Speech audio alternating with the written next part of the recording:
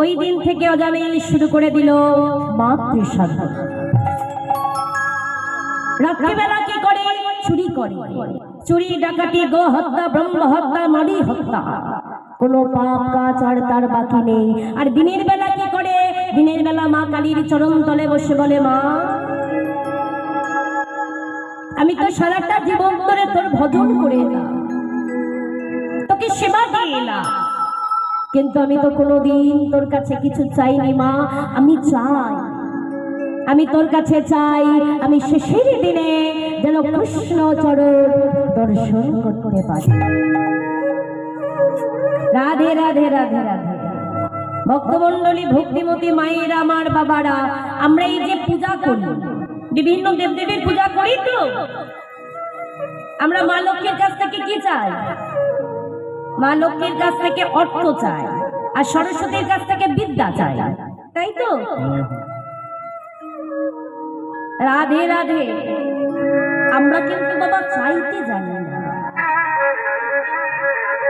শাস্ত্রে বলছে সর্বত্র মাগিয়া নাও কৃষ্ণ প্রেম ধাম। মানে প্রত্যেকটা দেবদেবীর কাছে আমাদের চাহিদা একটাই হওয়া উচিত যে হে দেবদেবীগণ, আমাদের কৃষ্ণ ভক্তি দান করো। আজকে অজামিল মা কালীর চরণ তলে বসে বলল, মা আমি শেষের দিনে যেন কৃষ্ণ চরণ দর্শন করতে পারি। মা বলল, তথাস্তু, তাই হলো। এই মহাপাপী অজামিল উদ্ধার হয়ে গেল। কেমন ভাবে? না নামের আবাস।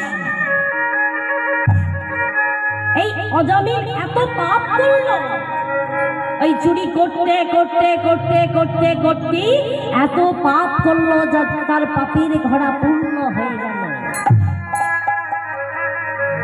একদিন চিত্রগুপ্ত, মানে এই যে যমরাজের পাপসে থাকে না, পাপ পুণ্যের হিসাব করে, চিত্রগুপ্ত মহারাজকে ডেকে বলছে, মহারাজ আমাকে একটা নতুন খাতার কলম দাও। খাতা কলম কি হবে?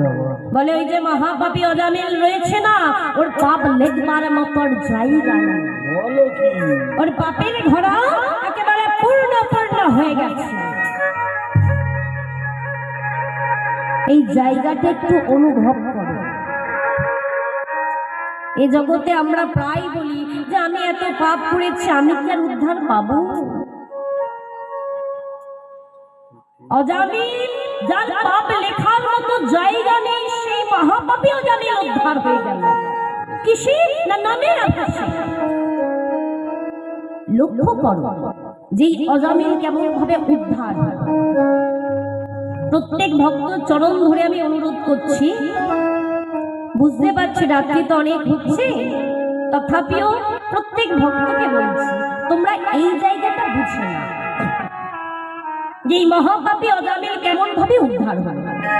তোমরা যদি এই জায়গাটা ধরতে পারো না, তাহলে গোটা বিষয়টা কিন্তু বুঝতে পারবে। আর কেউ যদি এই জায়গাটা না বুঝতে পারো, তাহলে কিন্তু বিষয়টার কিছুই বুঝতে পারবে না। তাই চরণ ধরে অনুরোধ করছি, এই জায়গাটা একটু বুঝে নাও। আমি ছোট করে বলছি। রাধে রাধে রাধে। এই অজামিল যার পাপ লেখার মতো জায়গা ছিল না, এই মহাপাপী অজামিল উদ্ধার হয়ে গেল। কেমন ভাবে? না অজামিলের ঔরাসে বিম্বে চণ্ডালিনীর গর্ভে 10টি পুত্র সন্তান জন্ম নিয়েছে। আর এই 10টি ছেলেই একটি ছেলে কাজের কাজ করলো। কেমন ভাবে?